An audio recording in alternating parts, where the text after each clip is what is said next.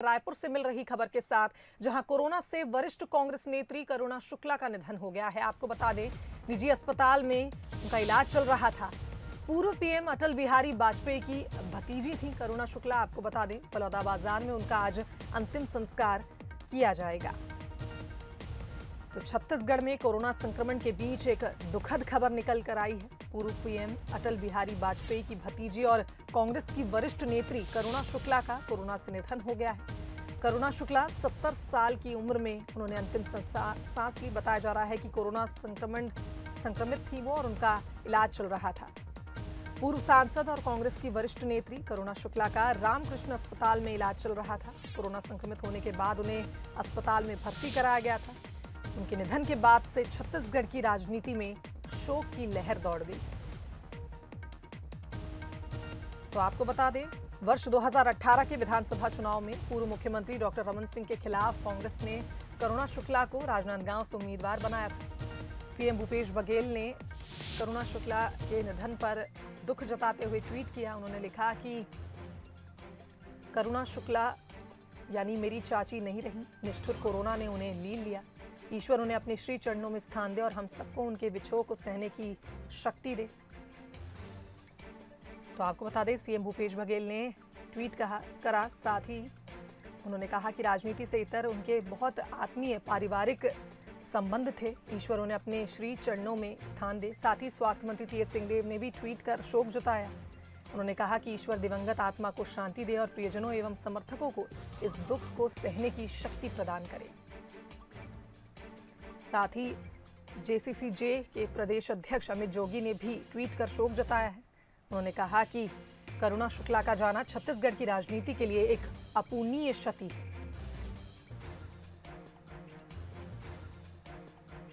तो आपको बता दें, कोरोना से वरिष्ठ कांग्रेस नेत्री करुणा शुक्ला का निधन हो गया है। निजी अस्पताल में उनका इलाज चल रहा था। पूर्व पीएम अटल बिहारी वाजपेयी की भतीजी थी करुणा शुक्ला। बलौदाबाजार में उनका अंतिम संस्कार किया जाएगा। खबर गाडरवारा से, जहां एसडीएम राजेंद्र पटेल का कोरोना से निधन हो गया है। आपको बता दें, निजी अस्पताल में उनका इलाज चल रहा था। 23 अप्रैल को जबलपुर निजी अस्पताल में उन्हें भर्ती किया गया था। कोरोना संक्रमित पाए गए थे, जिसके बाद उनका इलाज जारी था। तो गाडरवारा के एसडीएम राजेंद्र पटेल का कोरोना के चलते निधन हो गया। 23 अप्रैल को उन्हें जबलपुर के एक निजी अस्पताल में भर्ती कराया गया था।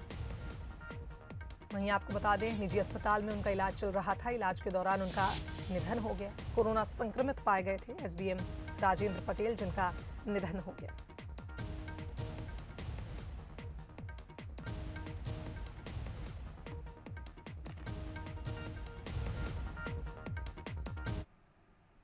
चलिए आगे बढ़ते हैं, बात करते हैं कोरोना संक्रमण की। तो मध्य प्रदेश में कोरोना का संक्रमण लगातार बढ़ता जा रहा है। पिछले 24 घंटे में 12,686 नए कोरोना संक्रमित मिले। वहीं 88 मरीजों की कोरोना के चलते मौत हो गई। एक्टिव केसेस की संख्या अब 92,534 पहुंच चुकी है। वहीं रिकवर्ड मरीजों की संख्या 11,612 पहुंच गई है। जिलेवार आंकड़ों पर नजर डाली जाए तो भोपाल में 1824, इंदौर में 1841, तो ग्वालियर में 1208 नए मरीजों की पुष्टि हुई। जबलपुर में 807, उज्जैन में 304, सागर में 226, तो खरगोन में भी 226 नए मरीजों की पुष्टि हुई। इधर विदिशा में 198, धार में 255, सतना में 242, तो शिवपुरी में 208 नए मरीज सामने आए। सीहोर में 210, झाबुआ में 181, तो रायसेन में 159 नए मरीजों की पुष्टि हुई।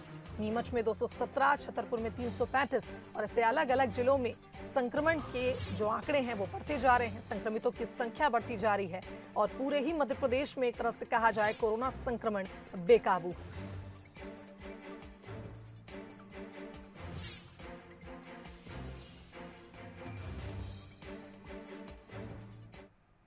खबर भोपाल से, जहां कैबिनेट मंत्री भूपेंद्र सिंह कोरोना पॉजिटिव पाए गए हैं। आपको बता दें, मंत्री भूपेंद्र सिंह ने ट्वीट कर जानकारी दी।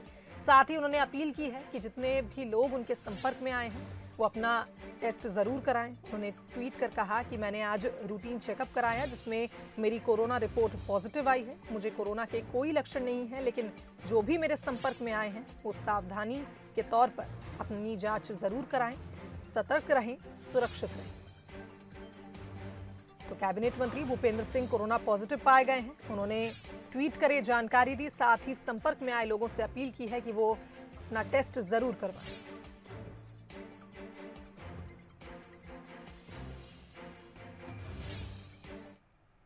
बात की जाए छत्तीसगढ़ की तो यहां भी कोरोना संक्रमण लगातार बढ़ता जा रहा है। पिछले 24 घंटे में 15,084 नए केस छत्तीसगढ़ में सामने आए। 24 घंटे में 215 लोगों की कोरोना के चलते मौत हुई। अगर एक्टिव केसेस की संख्या देखी जाए तो ये संख्या 1,21,352 पहुंच चुकी है। रायपुर में 1394 तो रायगढ़ में 1,085 नए संक्रमितों की पुष्टि हुई। बिलासपुर में 1296 तो दुर्ग में 1,183 नए मरीज सामने आए। इधर राजनांदगांव में 789 तो बालोद में 456 नए मरीजों की पुष्टि हुई। तो लगातार छत्तीसगढ़ में भी कोरोना संक्रमण बढ़ता जा रहा है और एक्टिव केसेस की संख्या छत्तीसगढ़ में 1 लाख के पार पहुंच चुकी है।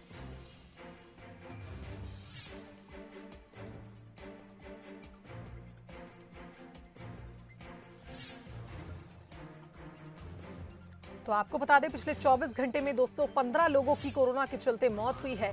छत्तीसगढ़ में कोरोना की दूसरी लहर का तांडव देखने को मिला है। प्रदेश में एक्टिव केसेस की संख्या 1 लाख के पार पहुंच चुकी है और लगातार संक्रमितों का आंकड़ा बढ़ता जा रहा है। राजधानी रायपुर सबसे ज्यादा प्रभावित जिला है, जहां हर रोज 1200 से ज्यादा नए संक्रमित मिल रहे हैं। खबर भोपाल से, जहां आज सीएम शिवराज सिंह चौहान बीना जाएंगे। आपको बता दें बीना में बन रहे 1000 बेड के हॉस्पिटल का सीएम शिवराज सिंह चौहान निरीक्षण करेंगे। 10 दिन में अस्पताल शुरू करने का लक्ष्य सीएम शिवराज सिंह चौहान ने तय किया है। कल हुई बैठक में उन्होंने ये निर्णय लिया कि 10 दिन के अंदर ही अस्पताल शुरू किया जाए। बीना में बन रहे 1000 बेड के हॉस्पिटल का निरीक्षण करने के लिए आज खुद सीएम शिवराज सिंह चौहान बीना जाएंगे। आपको बता दें ये अस्पताल इंडस्ट्रियल प्लांट के पास में बनाया जा रहा है ताकि ऑक्सीजन की आपूर्ति इन 1000 बेड के अस्पताल में हो सके। 1000 बेड ऑक्सीजन की सुविधा के साथ उपलब्ध कराए जाएं। लगातार मरीजों की संख्या बढ़ रही है प्रदेश में और ऑक्सीजन की कमी भी देखने को मिल रही है। इसके चलते सीएम शिवराज सिंह चौहान जल्द से जल्द इस अस्पताल की शुरुआत करने का लक्ष्य निर्धारित कर चुके हैं।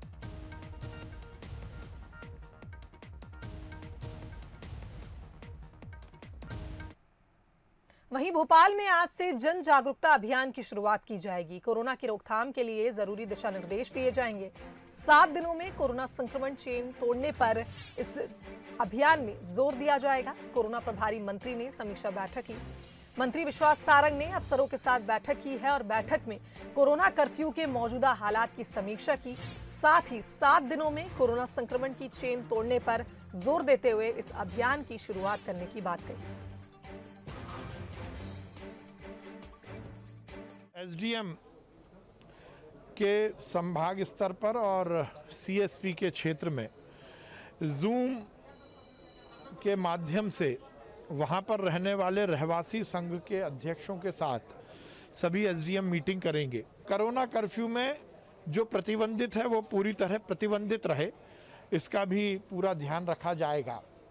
हमारा लक्ष्य है कि हम इन 7 दिनों में भोपाल की संक्रमण की चेन को पूरी तरह से ब्रेक करें।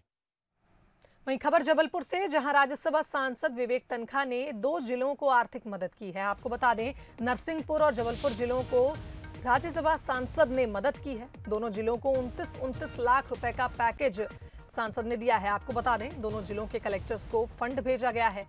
साथ ही 50-50 ऑक्सीजन कंटेनर भी राज्यसभा सांसद उपलब्ध कराएंगे। तो जबलपुर को 30 टन ऑक्सीजन पहले भी विवेक तनखा भेज चुके हैं। तो आपको बता दें राज्यसभा सांसद विवेक तनखा ने नरसिंहपुर और जबलपुर जिलों की आर्थिक मदद की है।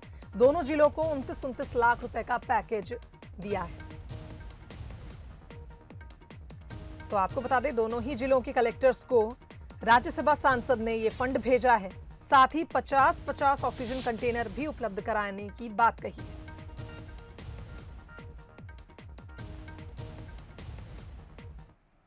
वहीं खबर रायपुर से, जहां गृह मंत्री अमित शाह ने सीएम भूपेश बघेल से चर्चा की है। आपको बता दें केंद्रीय गृह मंत्री शाह ने फोन पर सीएम भूपेश बघेल से चर्चा की। 1 मई से होने वाले टीकाकरण की जानकारी ली। सीएम भूपेश बघेल ने गृह मंत्री अमित शाह को जानकारी दी। साथ ही कोविशील्ड और कोवैक्सीन को लेकर भी उन्होंने जानकारी दी। सीएम भूपेश बघेल का कहना है कि दोनों ही वैक्सीन के संबंध में कंपनी को ऑर्डर दिया गया है। तो केंद्रीय गृह मंत्री अमित शाह से सीएम भूपेश बघेल ने फोन पर चर्चा की। 1 मई से होने वाले वैक्सीनेशन की जानकारी दी। साथ ही कोविशील्ड और कोवैक्सीन को लेकर भी जानकारी दी है।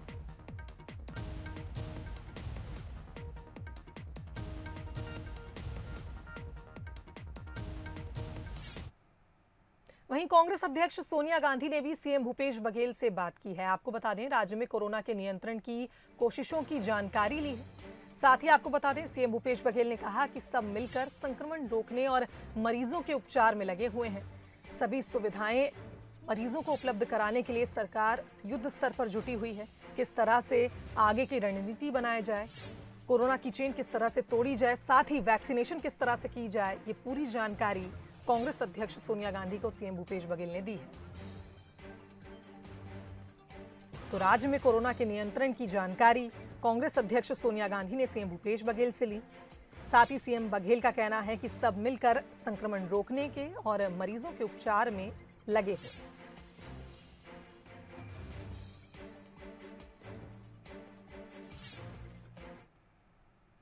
केंद्रीय स्वास्थ्य मंत्रालय ने प्रेस कॉन्फ्रेंस कर देश में कोरोना के हालातों की जानकारी दी। स्वास्थ्य मंत्रालय के मुताबिक अब तक 14 करोड़ 19 लाख लोगों को वैक्सीन लग चुकी है। 12 राज्यों में 80% फ्रंटलाइन वर्कर्स को वैक्सीन की पहली डोज लग चुकी है। वहीं राजस्थान, छत्तीसगढ़ और लद्दाख में 60 साल से ज्यादा उम्र के लोगों के स्वास्थ्य का प्रदर्शन काफी अच्छा रहा। स्वास्थ्य मंत्रालय ने कहा कि रेमडेसिविर को लेकर भय का माहौल नहीं होना चाहिए। ऐसा नहीं है कि जिसे रेमडेसिविर नहीं मिलेगा उसकी जान चली जाएगी। हमें कोरोना के प्रसार पर पहले नियंत्रण पाना है। हमने राज्यों से कहा है कि वो डैशबोर्ड बनाएं और उस पर बेड्स की उपलब्धता के बारे में जानकारी दें। अतिरिक्त गृह सचिव ने कहा कि देश में अब 7,000 के मुकाबले 9,000 मीट्रिक टन तक तरल ऑक्सीजन का उत्पादन बढ़ाया गया है। विदेशों से भी ऑक्सीजन टैंकर मंगाए जा रहे हैं। उन्होंने कहा कि ऑक्सीजन के उचित बंटवारे के लिए सरकार ने गाइडलाइंस भी जारी कर दी हैं। तक 14 करोड़ 19 लाख डोजेज एडमिनिस्टर की जा चुकी हैं, जिसमें से कि पीपल अब 45 ईयर्स अगर हम नोट करें तो पाते हैं कि फर्स्ट डोज 9.79 करोड़ पब्लिक को लग चुकी है। सेकेंड डोज 1 करोड़ से अधिक लोगों को हम दे चुके हैं। हेल्थ केयर वर्कर्स एक प्रायोरिटी एरिया है, प्रायोरिटी सेक्टर है, जिसमें कि 92 लाख के करीब लोगों को हम लोग फर्स्ट डोज दे चुके हैं और 60 लाख के करीब हमारे हेल्थ केयर वर्कर्स जो हैं उनको हम सेकेंड डोज भी दे चुके हैं। फ्रंटलाइन वर्कर्स जो कि हमारा कोविड कंटेनमेंट मैनेजमेंट और साथ में ओवरऑल मैनेजमेंट एफर्ट्स को कंट्रोल कोऑर्डिनेट करते हैं, उनको अब तक हम करीब 1.19 करोड़ लोगों को फर्स्ट डोज और सेकेंड डोज 63 लाख लोगों को दे चुके हैं। एक मुख्य अंश हम आप लोगों की दृष्टि में और लाना चाहेंगे कि जैसे अगर हम देखें कि हमारे देश में करीब 87.89% national average of health care workers cover हो चुके हैं फर्स्ट डोज द्वारा, तो उसमें कई स्टेट्स ऐसी है जिन्होंने 90% से भी ज्यादा अपने हेल्थ केयर वर्कर्स को फर्स्ट डोज दी है, जिसमें कि मुख्यतः अगर हम देखें तो पाते हैं कि झारखंड, गुजरात, छत्तीसगढ़, मध्य प्रदेश, इसी तरह से ये स्टेट्स हैं जो 12 स्टेट्स हैं जिन्होंने 90% से भी ज्यादा अपने हेल्थ केयर वर्कर को फर्स्ट डोज दे दी है। वहीं नीति आयोग ने प्रेस कॉन्फ्रेंस कर आगाह किया है कि अब वक्त आ गया है कि हमें घर के अंदर परिवार के साथ रहते हुए भी मास्क पहनना चाहिए। साथ ही इस बात का ध्यान रखना होगा कि मेहमानों को घर पर ना बुलाएं। नीति आयोग में हेल्थ मिनिस्ट्री के मेंबर डॉक्टर बीके पाल का बयान सामने आया, जहां उन्होंने कहा कि भय और डर ना फैलाएं। इससे हालात सुधरने की बजाय और बिगड़ सकते हैं। अच्छी बात है कि लोग घर में भी मास्क लगाना शुरू कर दें। वहीं एक रिसर्च का हवाला देते हुए उन्होंने कहा कि एक व्यक्ति फिजिकल डिस्टेंसिंग ना अपनाए तो वह 30 दिन में 406 लोगों को संक्रमित कर सकता है। अगर कोरोना पॉजिटिव व्यक्ति अपना फिजिकल एक्सपोजर 50% कम कर दे तो एक महीने में 15 लोग इन्फेक्ट कर पाएगा। अगर इन्फेक्टेड व्यक्ति मास्क नहीं लगाएगा तो इन्फेक्शन का खतरा 30% रहेगा। अगर इन्फेक्टेड और अनइन्फेक्टेड व्यक्ति दोनों ने ही मास्क लगाया है तो इन्फेक्शन का खतरा घटकर 1.5% रहेगा। में एक पॉजिटिव व्यक्ति है तो जैसे अभी दिखाया कि उसको बहुत ज़रूरी है कि वो मास्क पहने, क्योंकि वो फेंक रहा है वायरस बाकियों को। और बल्कि अब मैं कहना चाहूँगा कि सीधा टाइम आ गया है कि घर में हम वैसे ही अब मास्क पहनना शुरू करें। हम बाहर की बात करते थे, लेकिन संक्रमण जैसे है ज़्यादा है तो घर में भी बाई चांस किसी को आ गया है तो जहाँ तक हो के घर में भी जब हम किसी के साथ बैठे हैं तो मास्क लगाएं तो फ़ायदा है। लेकिन डेफिनेटली अगर कोई पॉजिटिव है उसको भी मास्क लगाना है, बाकियों को भी लगाना है, उसको दूसरे कमरों में रखना है। 1 मई से 18 साल से अधिक उम्र वालों के वैक्सीनेशन की शुरुआत होने वाली है, जिसके चलते मध्य प्रदेश ने 45 लाख कोविशील्ड का पहला ऑर्डर दिया है। आपको बता दें 180 करोड़ के वैक्सीनेशन सरकार खरीदेगी। वैक्सीन सरकार खरीदेगी। आपको बता दें सीरम इंस्टीट्यूट के एक डोज 400 रुपए में सरकार खरीदने वाली है। वहीं 3 करोड़ 40 लाख लोगों को कोरोना की वैक्सीन लगेगी। तो मध्य प्रदेश ने 45 लाख कोविशील्ड का पहला ऑर्डर दे दिया है। 18 साल से अधिक उम्र वालों का 1 मई से वैक्सीनेशन शुरू होना है, जिसके चलते ये ऑर्डर दिया गया। 180 करोड़ के वैक्सीन सरकार खरीदेगी। आपको बता दें सीरम इंस्टीट्यूट से कोविशील्ड का एक डोज 400 रुपए में सरकार खरीदेगी। वहीं 3 करोड़ 40 लाख लोगों का वैक्सीनेशन 1 मई से शुरू होगा।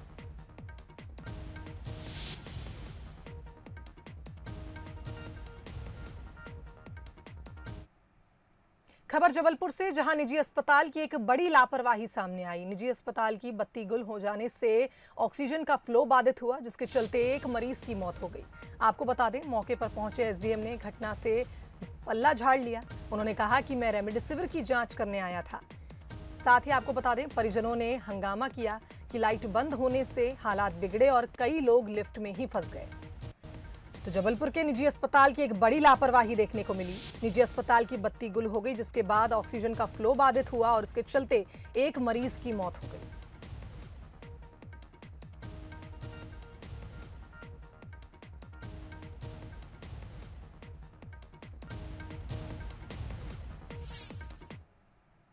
खबर इंदौर से, जहां दुग्ध संघ सांची अब फ्री होम डिलीवरी करेगा। आपको बता दें दूध और डेयरी उत्पाद की फ्री होम डिलीवरी होगी।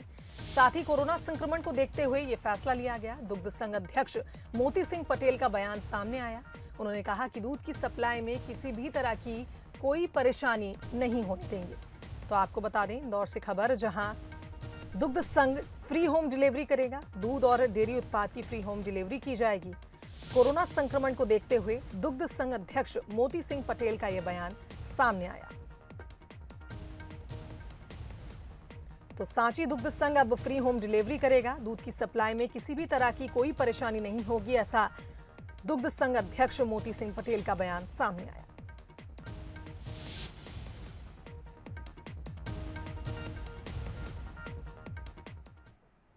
देश इस समय कोरोना वायरस की महामारी से जूझ रहा है। देश की सरहद को सुरक्षित रखने के लिए मुस्तैद रहने वाली भारतीय सेना ने अदृश्य दुश्मन के खिलाफ जारी इस जंग में भी मोर्चा संभाल लिया है। देखिए ये रिपोर्ट।